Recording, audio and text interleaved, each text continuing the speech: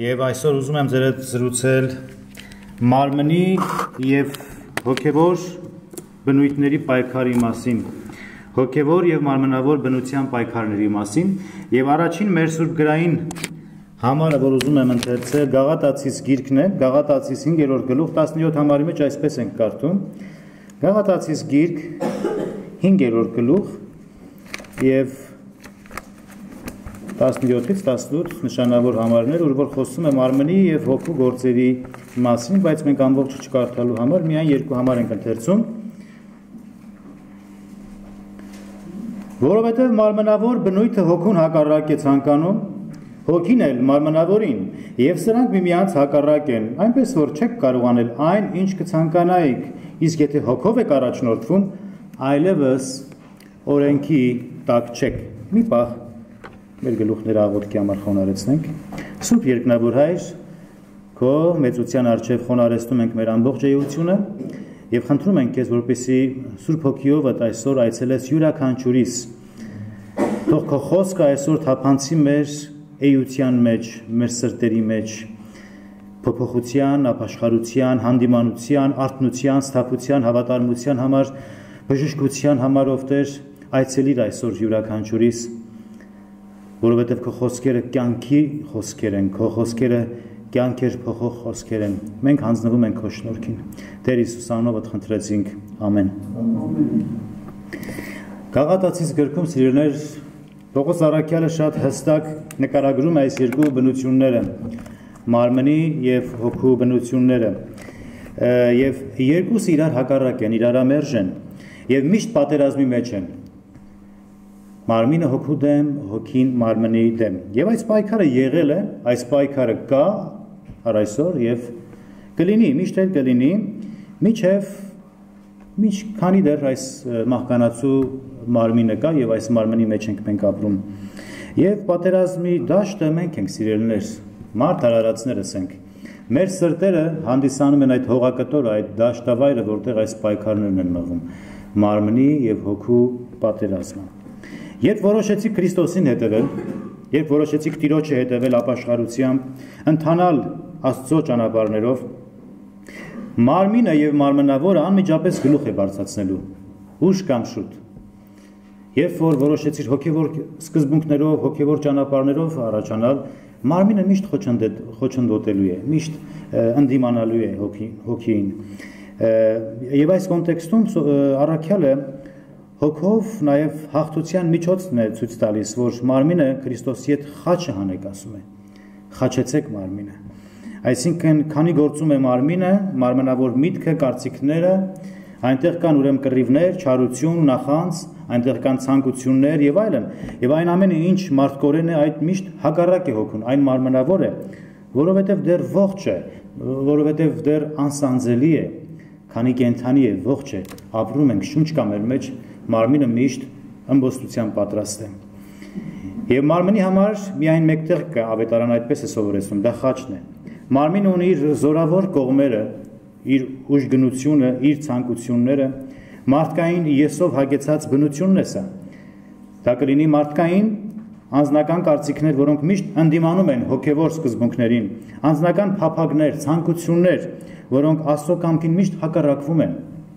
Դուք ինքներդ կարող եք ստուգել ձեր մեջ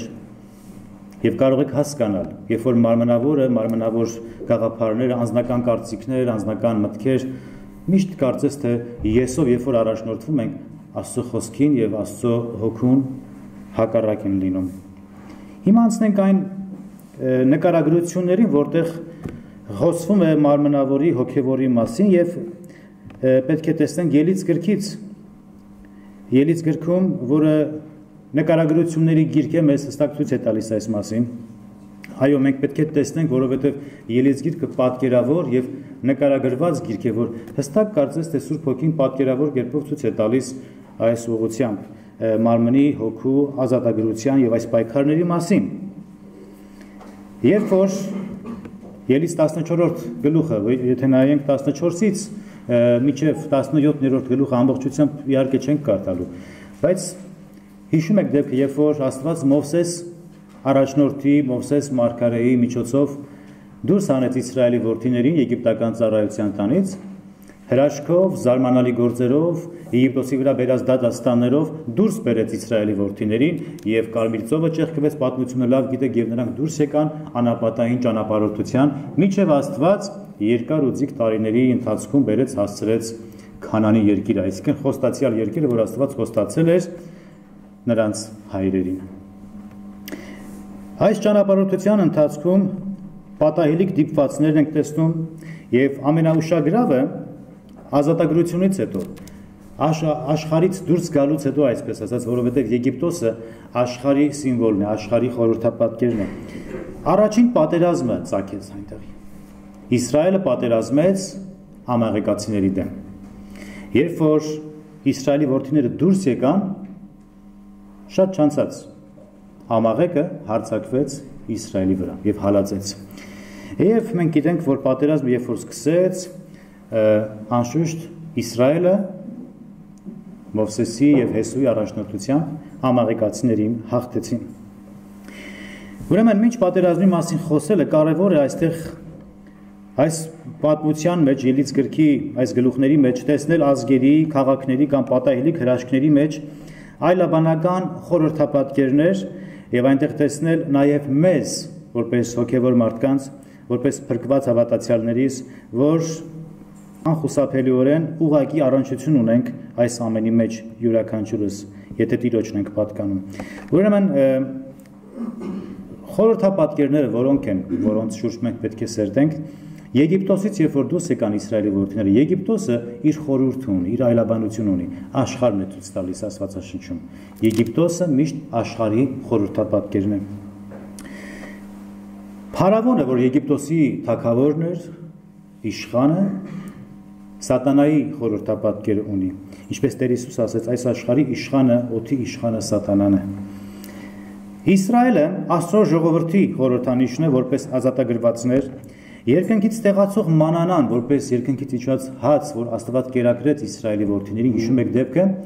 դա Տեր Հիսուս Քրիստոսի հաց լինելու խորհուրդն է։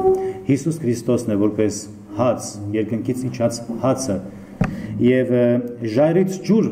խմեցին Իսրայելի որդիները, հիշում եք, երբ որ Մովսեսին Աստված հրամայեց, որ խոսիր ժայռին եւ նա քեզ ջուր կտա, ջուրը Սուրբ Հոգու խորհրդանիշն է։ Այդ մասին Ավետարանի մեջ շատ հստակ գրված է։ Հետո Եղիմի 70 արմավինիների մեջ նրանք հանգստացան, որոնք նույնպես իրենց նշանակություն ունեն Աստծո հոգատարության, Աստծո գեղեցկության, որ հոգ տարավ նրանց անապատի մեջ։ Կարծես թե միշտ Աստված նեղության եւ դժվարին ճանապարհորդության մեջ որոշ տեղ հանգրվան է տալիս, որպեսզի մենք վայելենք իր սերը, իր քաղցրությունը, իր ուրախությունը։ Հետո ամաղեկացիներին հանդիպեցին, չցանկալի, անցանկալի ժողովուրդ եւ ազգեր, որոնք հալածում էին Իսրայելի որդիներին, եւ առ այսօր հալածում են, եւ առ այսօր հալածում են մեզի սիրելիներ, որովհետեւ ամաղեկացիները խորհրդանշում են մարմինը, մարմնավորին եւ մարմնավոր բոլոր գործերը, որ միշտ հետապնդում է հոգևորին եւ հոգուն հալածանք է բերում։ Միշտ նախանձում է, միշտ կանգնած է հոգևոր մարդու ճանապարհին կամ նորաստեղծ հավատացի փրկության ճանապարհին։ Նախ փրկվեցին Իսրայելի որդիները Եգիպտոսից, այսինքն աշխարհից, Սատանայի իշխանությունից, աշխարհի ունայնությունից, այս դարաշրջանից, հոգու տանջանքից, ունայն քաղաքակրթությունից փրկվեցին եւ ստրկությունից փրկվեցին։ Հետո կերակրվեցին, երկնքից իջած հացը կերան, ջուրը խմեցին ժայռից, ամենը Աստված հոգ տարավ նրանց։ Զարմանալի կերպով, գիտեք, երկնքից հաց տեղացրեց, ժայռից ջուր բխեցրեց, այսինքն անտրամաբանական, ոչ մարդկային տրամաբանությամբ ելած միջոցներով կերակրեց։ Եվ վայելեցին Տիրոջ օրհնությունները։ Այս ամենը, երբ որ ամաղեկացիները տեսան, մարմինը, մարմնավորը, եւ գիտեք, միշտ մարմինն ու մարմնավորը Սատանայի լավագույն դաշնակիցն է։ Սատանան իր չարագուշակ ծրագրերը իրականացնում է մարմնավորի կամ մարմնի միջոցով, ցավ պատճառելու, խոչընդոտելու հոգևոր մարդու ընթացքը։ Եվ ամաղեկացիները երբ որ տեսան, նախանձեցին եւ չհանդուրժեցին, որ Սատանայի այս դաշնակից ամաղեկացիները նախանձով դրթված Իսրայելին հետապնդեցին, որովհետև նրանք նախանձեցին, քանի որ ամենակարողը նրանց հետ էր, փրկելու Իսրայելի որդիներին, ազատագրելու, օրհնելու, հովանավորելու, պաշտպանելու եւ իրենց փոխարեն պատերազմելու եւ ատելությամբ լեցված ամաղեկացիները հարձակվեցին նորաստեղծ հոգիների վրա, նոր ազատագրված ժողովրդի վրա, սակայն մենք գիտենք, որ Տիրոջ օգնությամբ ամաղեկացիները պարտվեցին եւ Իսրայելը հաղթահարեց։ Ինչպես եղավ, որ Իսրայելը հաղթեց ամաղեկացիներին։ Մենք գիտենք, որ Աստված ձեռնամուխ եղավ այս հարցում, Աստծո բազուկը նրանց նեցուկ եղավ, սակայն իրենք էլ անմասն չմնացին։ Եթե Իսրայելը փրկվելով Եգիպտոսից, սիրելիներ, չսնվեր մանանայով, չկերակրվեր, ժայռից բխող ջուրը չխմեր, նրանք չէին կարողանալու հաղթահարել ամաղեկին։ Այստեղ խորհուրդ կա, դաս կա, որ մենք պետք է սովորենք։ Հավատացյալներ, փրկվեցիք, ապաշխարությամբ Տիրոջը դարձաք, հավատացիք եւ այդ փրկարար հավատքը ձեզի Քրիստոսի մեջ տեղափոխեց, բայց պետք չի մանուկ մնալ։ Միշտ ամաղեկը հարձակվելու է քո վրա։ Հին մարդը միշտ գլուխ է բարձրացնելու։ Մարմնավորը միշտ պատերազմելու պատրաստ է քո դեմ։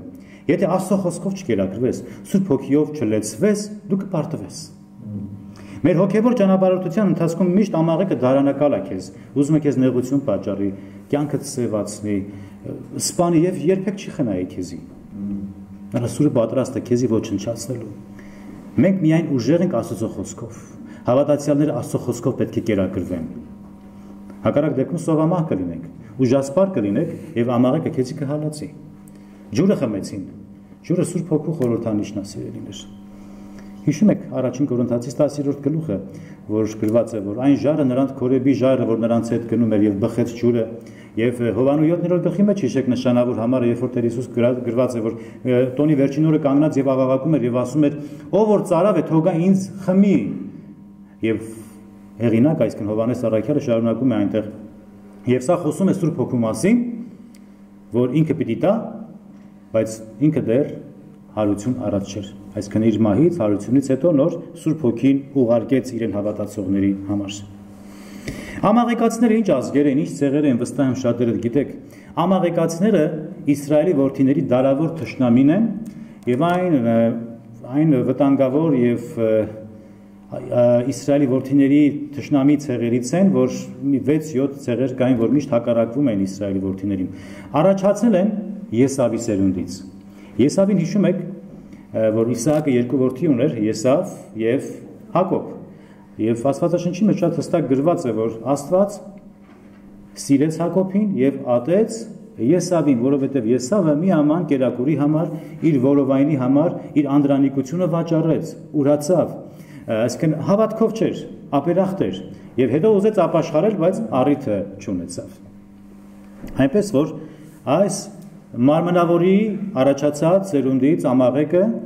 միշտ հալածում էր հոգևորին։ Առ այսօր մեր միջի հին բնությունը մարմնավոր մարդը միշտ գլուխ է բարձրացնում մեր հոգիներին վնաս հասցնելու, նորաստեղծ հավատացյալներին վնաս հասցնելու համար։ Պատերազմը անխուսափելի էր։ Հիշենք, որ Իսրայելը չպատերազմեց եգիպտացիների դեմ, այլ ինչ արեց Եգիպտոսում, ոչինչ չարեց, ուղղակի փախավ Եգիպտոսից։ Իսրայելը ուղղակի փախավ Եգիպտոսից, դուրս եկավ։ Աստված ասաց դուրս եկեք նրանց մեջից։ Փախեք, ետմի նայեք, փախեք, ինչպես որ Ղովտին Աստծո հրեշտակը հրամայեց, որ փախիր, առանց ետ նայելու դուրս արի, որովհետև դատաստան են բերելու այդ քաղաքների վրա։ Եգիպտոսն էլ դատաստանի արժանացավ։ Աշխարհը, այսինքն, դատապարտված է, եւ այս դատաստանները մեր աչքի առջև տեսնում ենք եւ միշտ էլ տեսնում ենք։ Ամաղեկացիների դեմ շատ մեծ պատերազմ ցակեց եւ այն առ այսօր չի ավարտվել։ Պատերազմը շարունակվում է։ Ամաղեկից փախնել հնարավոր չի, սիրելիներ, ուզես կամ չուզես պատերազմի մեջ ես։ Եթե չէ, կլինես պատերազմի մեջ։ Բայց հարցը թե ինչպես ես հաղթելու ամաղեկին։ Ինչպես ես հաղթահարելու մարմնին եւ մարմնավոր ցանկություններին։ Մարմին ավելի վտանգավոր թշնամի է, քան թե աշխարհը կամ այս դարաշրջանը, այսպես ասած։ Եվ Աստված ինքը պատերազմում է ամերիկացիների դեմ եւ նրան իսպար ջնջելու մենք գիտենք, որ խոստումը տվեց, երբ որ կարդում ենք Ելից գիրքը, Ելից գրքի ուրեմն 17-րդ գլխում Աստված ինքը Մովսեսին այսպես ասաց եւ պատվիրեց, որ Հեսուի ականջն էր գցի նույն խոսքը։ Ուրեմն Ելից 17, 14-ից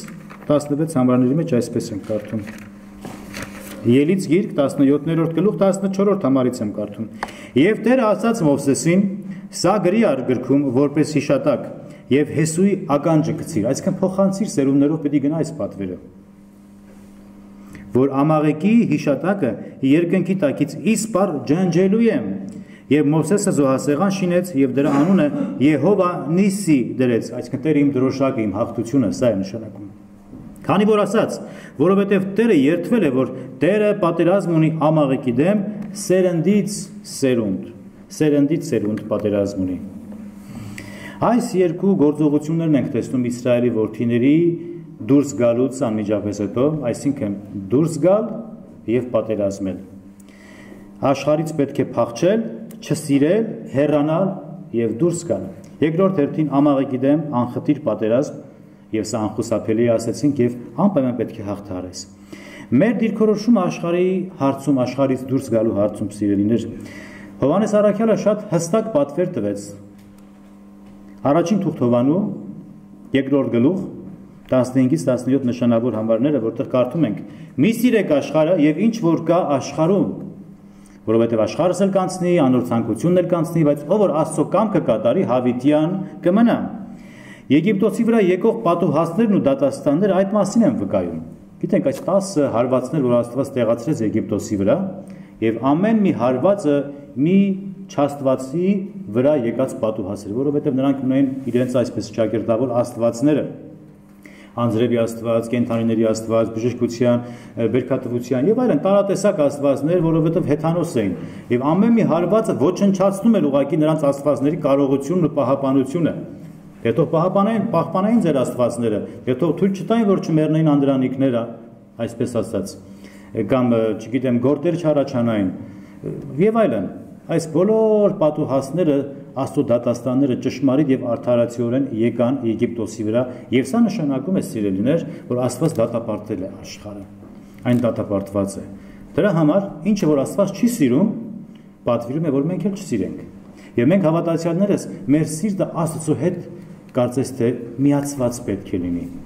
Ինչն է Աստված սիրում, մենք էլ պետք է սիրենք։ Ինչ չի սիրում Աստված, մենք էլ պետք է չսիրենք։ Ինչ է նախընտրում Աստված, մենք էլ պետք է նախընտրենք։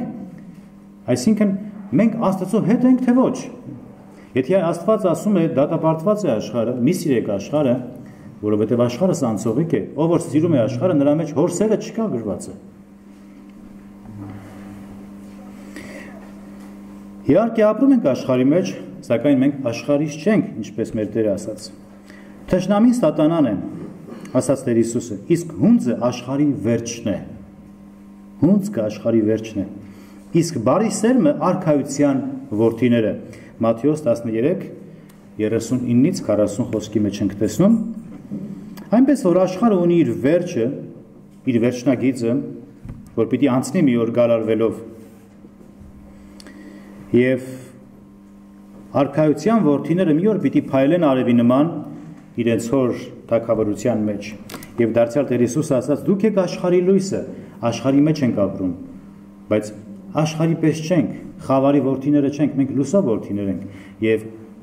դուք եք լույսը ասել է, թե մարդիկ պիտի տեսնեն ձեր բարի գործերը, մարդիկ պիտի տեսնեն, որ սրանք Աստծո որդիներն են։ Պետք է տարբերություն լինի, թե ոչ։ Դուք եք աշխարհի աղը, ասաց։ Անհամ բանը առանց աղի կուտվի, Հոբի գրքի մեջ ենք կարդում, չի ուտվի։ Աղը համ է տալիս, եթե աշխարհս համով աշխարհ լիներ, լուսավոր աշխարհ լիներ, Տեր Հիսուսը երբեք չէր ասի դուք եք աշխարհի լույսը եւ դուք եք աշխարհի աղը։ Արդյոք մենք համ տալիս ենք մեր շրջապատի մեջ։ Թե միշտ դառնահամ ենք, միշտ անհամություն ենք անում, միշտ այսինքն հակառակվում ենք։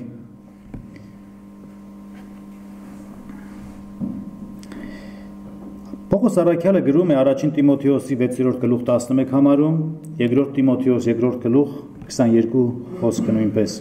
որտեղ գրում է գլխավորաբար, որ աշխարհից դուրս եկեք, փախիր եւ գնա արդարության հետևից, փախիր երիտասարդական ցանկություններից եւ այլն, դուրս արիր, փախիր այն ամեն ինչը որ արդեն ես համարում եմ այն ապականված է,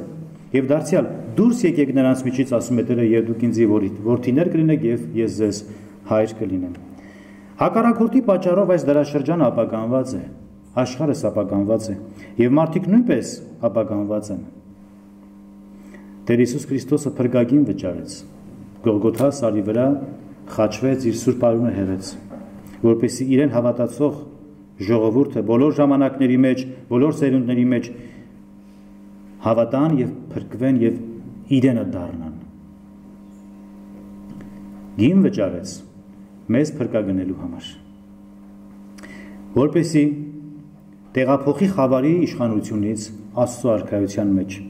իր սքանչելի լույսին կանչի, հեռու ապականված ցանկություններից, արդեն իսկ դատապարտված դարաշրջանից։ Մեր դիրքորոշումը մարմնի եւ մարմնավորի գործերից կամ գործերի հանդեպ ինչպիսին է մեր դիրքորոշումը։ Առաջին Պետրոսի 2-րդ գլուխ 11 համարի մեջ շատ հստակ է գրում Պետրոս առաքյալը, առաջին Պետրոս 2-րդ գլուխ 11 համար։ Սիրելիներ, աղաչում եմ, որպես պանդուխտներ եւ օտարականներ, հեռու մնացեք մարմնավոր ցանկություններից, որոնք պատերազմում են հոգու դեմ։ Ովքեր են հոգու դեմ պատերազմում։ Ադրբեջանցիները, թուրքերը, չէ, հոգու դեմ պատերազմում են մեր մեջ բնակվող մարմնավոր ցանկությունները։ Երբ Աստված դուրս հանեց Իսրայելի որդիներին, նա պատվիրեց, որ հաց պիտի թխեն, իրենց զոհաբերությունը կատարեն եւ այլն, գառնուկ պիտի խորովեն, զատիկը նշեն, եւ այս ամենը գրված է, որ հացը առանց թթխմորի գեփեք կուտեք։ Թթխմոր չգտնվի ձեր տան մեջ։ Եվ սա նշանակում է աշխարհից դուրս կանչված ապաշխարած հավատացյալները այլևս չպետք է մարմնավորապես ապրեն, որովհետև թթխմորը մարմնավոր վիճակներն են խորհրդանշում։ Հոգևոր կյանքը ապրել առանց մարմնավոր խառնուրդների, հավելումների, հասկանում եք, թեկուզ եւ կեղծ կրոնական, ծիսական արարողակարգերի, որոնք կարծես թե բերում ենք մեջ, որպեսզի օգնենք հոգևոր կյանքին, հոգևոր սկզբունքներին, Քրիստոսի արած գործին։ Երբեք Տեր Հիսուսը կատարյալ գործ արեց, մեզ մնում է վստահել իր խոսքին եւ հետեւել իր խոսքին։ Թթխմորը մարմնավոր վիճակներն են խորհրդանշում։ Հիշում եք Տեր Հիսուսը, երբ որ իր աշակերտներին զգուշացրեց, ասեց. «Զգուշացեք փարիսեցիների եւ հերովդեսականների խմորից»։ Եվ աշակերտները սխալ էին հասկացել, կարծես թե մտածեցին խմորից, այսինքն հացը պակաս է, հաց պետք է մենք վերցնենք, որովհետեւ շատ չանցած 4000-ին կերակրեց, 5000 հոգու կերակրեց եւ Մարկոսի 8-րդ գլխում այդ մասին ենք կարդում։ Եվ ասես դուք չեք հասկանում, աչքեր ունեք չեք տեսնում, ականջ ունեք չեք լսում եւ չեք հիշում։ Խմոր ասվածը կեղծավորությունն է, մարմնավոր գործերն է, չարությունն է։ Եվ ինչ է նշանակում խմոր կամ թթխմոր։ Թթխմորը մի բան է, որը ավելի փխրեցնում է զանգվածը։ Այ Կինս Արմինեն լավ գիտի ինչ է նշանակում եւ շատերը ովքեր որ խմբորի հետ առնչություն ունեցել են կամ որոշակի տեսություն ունեն այդ մասին։ Թթխմորը հավելում է, որպեսզի զանգված ավելի փխրուն լինի։ Կարծես թե արհեստականորեն հավելում են ավելացնում, որպեսզի ինչ որ պատրաստում եք ավելի արագ, ավելի գեղեցիկ, ավելի շուտ լինի։ Օգնում ես զանգվածին։ Այսինքն կեղծ մի բան է, արհեստական մի բան է, դյուրին դարձնելու համար զանգվածը։ Ասել է թե արհեստական մտերմություն, կեղծ բարեկամություն, կեղծավոր հավատք եւ Տեր Հիսուսը մի առիթով ասաց կրոնավորներին եւ փարիսեցիներին, ովքեր որ կրոնական պաշտոններ են զբաղեցնում, ասաց կեղծավորներ, Մատթեոսի 15-րդ գլուխ։ Կեղծավորներ։ Դուք գիտեք բնագրի մեջ կեղծավորներ բառը մենք գիտենք որ բնագիր ավետարանի հունարեն լեզվով է գրված է հիպոկրիտոս, այսինքն դերասաններ, արտիստներ, լավ մարգարեացավ ձեր համար Եսայի մարգարեն, հիշում եք, այսինքն ինքը նրանց անվանեց կեղծավորներ եւ կեղծավորները դերասաններն են, այսինքն դուք ցույց եք տալի իբրև թե եք, բայց չեք։ Եվ այս ամենը մարմնավորի դրսևորումներն են սիրելիներ։ Մարմնավորն է իրեն ցույց տալիս, արհեստականորեն ինչ որ հավատքի կյանքը ապրելու կարողություններ ցույց տալիս եւ այլն։ Երբ խոսում ենք մարմնավոր վիճակների մասին, որոնք պատերազմում են հոգու դեմ, սա ամենևին էլ աշխարհային մարդկանց չի վերաբերվում։ Սա հավատացյալներին է վերաբերվում։ Աշխարհայինները արդեն մենք գիտենք, որ Քրիստոսին մերժում են, հակառակ դեպքում կապաշխարեն եւ Հիսուսին կգային։ Խոսքը հավատացյալների մասին է։ ովքեր որ դեռ տակավին մարմնավոր են եւ այսպիսով փորձում են Աստված պաշտել եւ Աստված հաճեցնել մարմնավոր կերպով կամ թերևս օրենքներով։ Գիտեք, օրենքները կամ կրոնական ծիսակատարությունները մարմնականի կերպարն է, որոնց ետևը մենք գիտենք, որ դրդապատճառը մարմնավոր շարժարիթն է։ Հռոմեացիս 7-րդ գլխում Պողոս առաքյալը ներկայացնում է խեղճ մարդուն։ Ինչ խղճալի մարդ եմ ես, ասում է, ինքը իր մասին է գրում, մտքով և հոգով ուզում եմ այս բանը անեմ, գիտակցում եմ, բայց մեջս մի բան կա, որ խանգարում է, խոչընդոտում է, մեղքը իմ մեջ, մարմնի մեջ, և երբ որ կարդում ենք 7-րդ գլուխը Հռոմեացիս գրքի 17-ից 18 և մինչև ամբողջ գլուխը, երբ որ կարդում ենք, գրված է, ինչ խղճալի մարդ եմ ես, ով կազատի ինձ այս մահվան մարմնից, որովհետև գիտեմ, որ իմ մեջ, այսինքն իմ մարմնականի մեջ գրված է, ոչ մի բարի բան չի բնակվում։ Գիտեք ինչու համար է մարմինը ավելի վտանգավոր, քան թե դարաշրջանը, ես սկզբից այդպես ասացի, որովհետև մենք փայփայում ենք մեզ, մեր եսը։ Իմ ես ինձ ասում է դու լավն ես, դու բարի ես, դու ճիշտ ես, կարիք չունես ապաշխարելու։ Այնի ավելի վատն է, քան թե ես։ Այն մյուսը ավելի վատն է, ավելի չար է, ավելի անհավատ է, ավելի անխելք է, բայց ես Սատանան 5 անգամ ասեց ես պիտի բարձրանամ, ես պիտի ելնեմ, Աստված ուղարկեց դժոխք մի անգամից։ Սատանայից ժառանգած, այսպես ասած, ժառանգություն ենք որդեգրել ցավոք սրտ, այդ թույնը ներարկված մարդկային սերունդի մեջ առ այսօր գործում է և փչացնում է մարդուն։ Այսինքն իմ մարմնականի մեջ ոչ մի բարի բան չի բնակվում։ Եվ շարունակության մեջ կարդում ենք. Ինչ խղճալի մարդ եմ ես, ով կազատի ինձ այս մահվան մարմնից, եւ դարձյալ առաքյալը փառք է տալիս Աստծուն ասելով. գոհություն եմ տալիս Աստծուն մեր Տեր Հիսուս Քրիստոսի միջոցով եւ այլն։ Արդեն 25 համարի մեջ ենք կարդում։ Իսկ 8-րդ գլխում Հռոմեացիս 8-րդ գլուխը ավելի խոսվում է հոգեվոր արժեքների մասին եւ գրվում է առաջին համարի մեջ այսպես ենք կարդում. հետեւաբար հիմա դատապարտություն չկա նրանց համար, ովքեր Քրիստոս Հիսուսի մեջ են։ Դատապարտություն չկա նրանց համար, ովքեր Քրիստոս Հիսուսի մեջ են։ Ուրեմն այստեղ բանալի բառեր կան. դատապարտություն չկա Քրիստոսի մեջ։ Դատապարտություն չկա Քրիստոսի մեջ։ Ովքեր մարմնավորապես չեն քայլում, այլ ըստ հոգու Հռոմեացիս 8:1։ Ինչպես Եգիպտոսում փրկագնված Իսրայելի որդիները, երբ որ տան մեջ էին, Աստված պատվիրեց Մովսեսի ձեռքով, որ տնից դուրս չգան, իրենց դրան վրա մորթված գառնուկի արյան նշանները տան, որպեսզի մահաբեր հրեշտականցը չզարկի։ Գիտեք առաջնեկների մահը, անդրանիկների մահվան պատմությունը Ելից գրքի մեջ, եւ ովքեր որ տան մեջ էին, պաշտպանված եղան։ Այսօր մենք պաշտպանված ենք, սիրելիներ, Քրիստոսի մեջ։ Ոմանք սխալ են հասկանում, ասում են, մենք այրան տակ ենք պաշտպանված։ Տենց սուր գրային համար չկա։ Մենք պաշտպանված ենք Քրիստոսի մեջ։ Հիշեք նշանավոր համարը 2 Կորինթացիս 5:17։ Եթե մեկը Քրիստոսի մեջ է, նա նոր ստեղծագործություն է, նոր արարած, որովհետև հները անցան եւ ահա ամեն բան նոր եղավ։ Հինը մեռավ, նորն է։ Հին մարդը պիտի մեռնի, խաչը ելնի Քրիստոսի հետ, որպեսզի Քրիստոսով հարություն առած նոր մարդը ապրի հավիտենական կյանքի համար։ Ուստի հավիտենական կյանքի համար կանչված ժողովուրդը հավիտենական արժեքներ պետք է ցույց տա, սիրելիներ։ Հոգևոր պտուղներով զարգացած կյանք պետք է ցույց տա, որպեսզի իրապես մարդիկ տեսնեն, լուսավորվեն եւ դեպի Հիսուս գան։ Այսօր մեզ տեսնելով արդյոք Հիսուսին փնտրում են մարդիկ, թե չէ։ Հիշեք, երբ որ Հովհաննես ավետարան 13-րդ գլուխ, երբ որ Տեր Հիսուսը 4 օրվա մեռածին հարություն էր առնել տվել Ղազարոսին։